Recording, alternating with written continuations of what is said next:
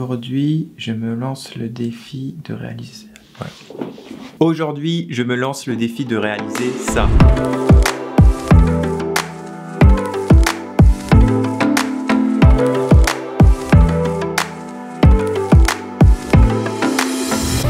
Cet effet lumineux vraiment stylé qui répond en fonction de l'écran s'appelle Ambilight.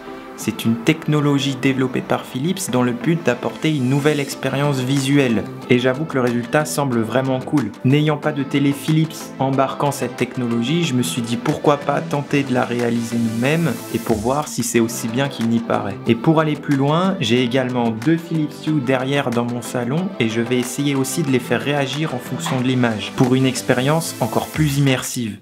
Allez, c'est parti.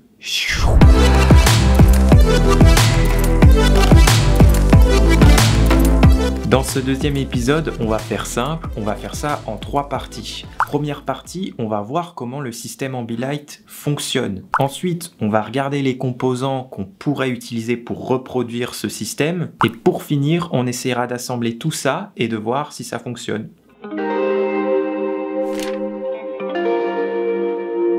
Pour partir sur de bonnes bases, il faut savoir qu'une télé est équipée d'un processeur, tout comme dans nos téléphones, dans nos ordinateurs, et c'est un peu lui qui donne de l'intelligence à nos appareils. Dans le cas d'une télé, c'est lui qui va traiter l'image, nous permettre d'avoir un menu interactif et tout plein d'autres choses. Et c'est sans doute lui qui va faire fonctionner ces petites LED incrustées derrière l'écran et donner vie à l'effet Ambilight. Donc en soi, c'est pas très compliqué. Imaginons un flux vidéo arrivant dans notre télé provenant d'un autre appareil. Ce flux vidéo sera récupéré par le processeur pour ensuite les transmettre aux composants de base, mais va aussi transmettre les informations aux différentes LED situées à l'arrière de l'écran. C'est comme ça que la magie opère. Donc t'as vu, il n'y a rien de compliqué, simplement c'est au niveau du processeur que ça se passe. Comment on va faire ça nous-mêmes? Eh ben on va regarder quels composants on peut utiliser. Deuxième partie.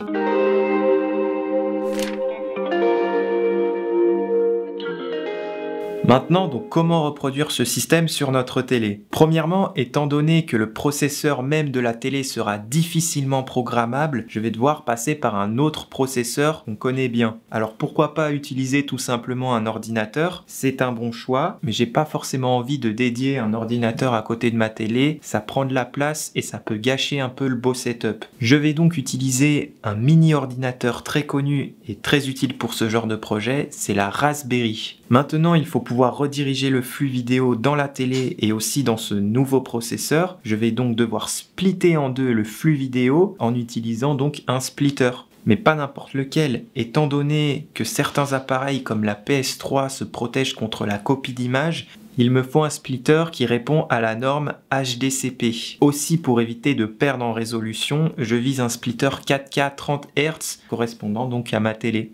Ensuite, pour pouvoir récupérer l'image au niveau de la Raspberry, il faut un moyen d'enregistrer le flux vidéo. C'est un peu comme brancher un câble HDMI de ta console jusqu'à un ordinateur, tu vas rien voir. On va donc utiliser un enregistreur vidéo. Et puisque je veux récupérer au final que les couleurs de l'image, je n'ai pas besoin d'enregistrer le flux en super bonne qualité. Je peux utiliser alors un vieux enregistreur avec fil RCA. Tu sais, c'est les câbles rouge, jaune, blanc, qui ont complètement disparu de la planète, mais au moins ça coûtera beaucoup moins cher. Du coup, il me suffit d'utiliser un adaptateur HDMI RCA pour faire fonctionner tout ça. Bon, maintenant que notre image est exploitable et disponible dans la Raspberry, on va pouvoir utiliser un script pour interpréter l'image et pour envoyer les bonnes couleurs correspondantes à un bandeau de lumière LED qu'on accrochera derrière la télé. Et attention, pour que chaque LED du bandeau puisse avoir une couleur différente et indépendant les unes des autres, il faut un bandeau à LED adressable de type APA102 ou WS2801. Et pour alimenter ce bandeau, il me faut une alimentation de 5 volts et de 6 ampères minimum. Pour faire fonctionner également Ambilight sur plusieurs appareils sans pouvoir me lever de ma chaise, je vais donc utiliser un switcher qui va permettre de switcher entre les différents appareils et envoyer tout ça dans le splitter et ainsi de suite comme on vient de le voir. Maintenant qu'on sait comment déjouer le système Ambilight de Philips, on va assembler tout ça et tester le résultat final.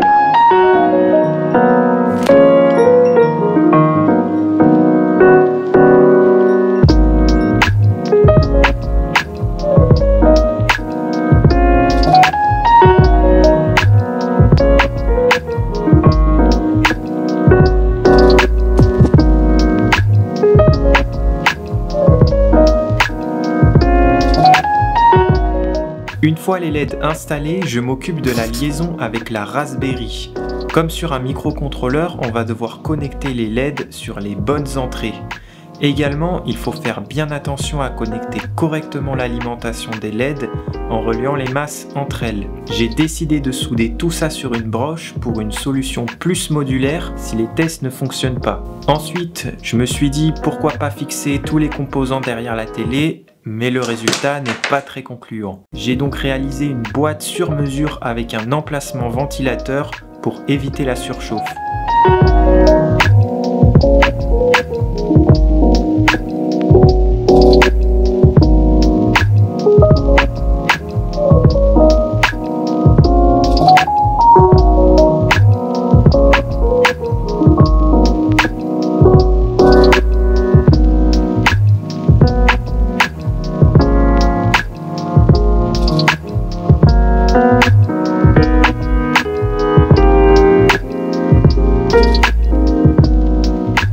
Une fois l'assemblage terminé, je vais maintenant essayer de programmer la Raspberry pour afficher les bonnes couleurs. Alors je ne vais pas réinventer la roue, il y a déjà des gens qui ont travaillé sur ce projet pour fournir un logiciel qui va tout bien faire pour nous. Ce logiciel est assez connu et s'appelle Hyperion. Pour pouvoir installer ce logiciel sur la Raspberry, il va falloir d'abord installer un OS. C'est un peu comme installer un logiciel sur un ordinateur, il faut déjà avoir Windows, Mac ou Linux d'installer sur le processeur. Dans notre cas, ça s'appelle LibreELEC. C'est un OS qui ressemble un peu à une interface d'Apple TV où l'on peut installer des sortes d'applications et dans notre cas, ça sera Hyperion. Une fois LibreELEC installé sur une carte SD à l'aide d'un logiciel fourni par LibreELEC, je peux l'insérer dans la Raspberry. Ensuite, pour installer Hyperion, on va se connecter à la Raspberry à distance par SSH, mais rien de compliqué. Je démarre la Raspberry et LibreELEC se lance. Je fais bien attention de brancher Internet sur la Raspberry et d'activer le SSH dans les paramètres.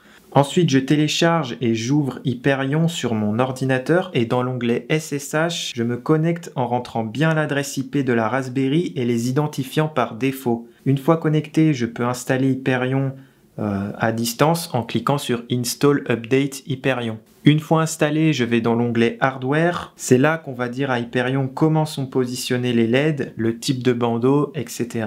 Et dans l'onglet Grabber, je spécifie bien que j'utilise un enregistreur. Et pour finir, je sauvegarde la config. Ensuite, on peut envoyer toute cette configuration à Hyperion. Pour ça, je clique sur Load Config Path, je sélectionne la config qu'on vient de sauvegarder et je l'envoie. Voilà, maintenant que tout est configuré et que tout est assemblé, on va pouvoir tester le bandeau LED, voir si tout fonctionne bien. J'appuie sur Start. Donc là, les LED s'affichent bien, c'est très bon signe. Donc super, les couleurs fonctionnent bien. Ok, donc tout a l'air de bien fonctionner, j'éteins toutes les lumières et on regarde ce que ça donne. Allez.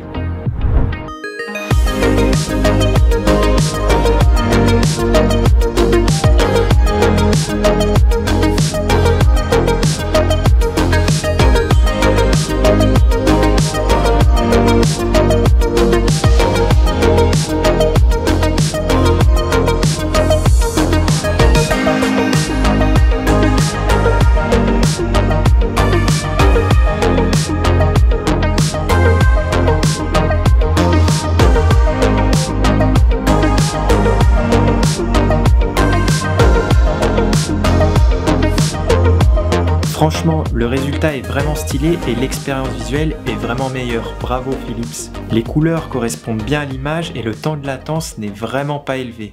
Maintenant, bonus.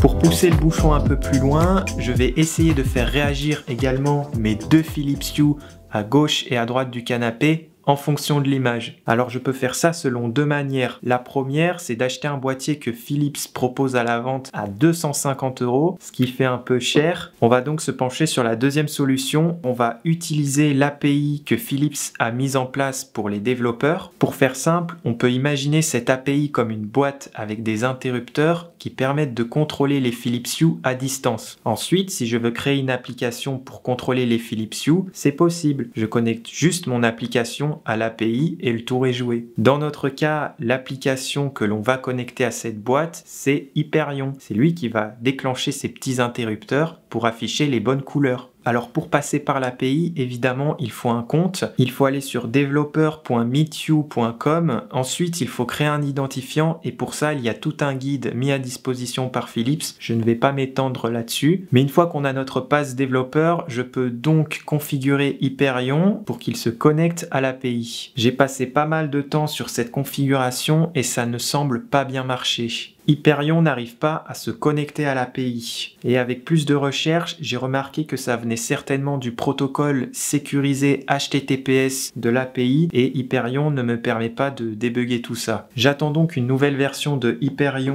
pour essayer de débugger tout ça. Le défi n'est donc pas totalement relevé. Néanmoins, le bandeau LED fonctionne super bien et l'expérience reste quand même vraiment cool. Voilà, j'espère que t'as kiffé. Avant de quitter cette vidéo, n'hésite pas à lâcher un like, à t'abonner, à cliquer sur la cloche si tu veux être notifié pour mes prochaines vidéos. Et surtout, laisse-moi un commentaire, ça me fera super plaisir. Et puis comme ça, je pourrai avoir ton avis sur la vidéo. Allez, à la prochaine!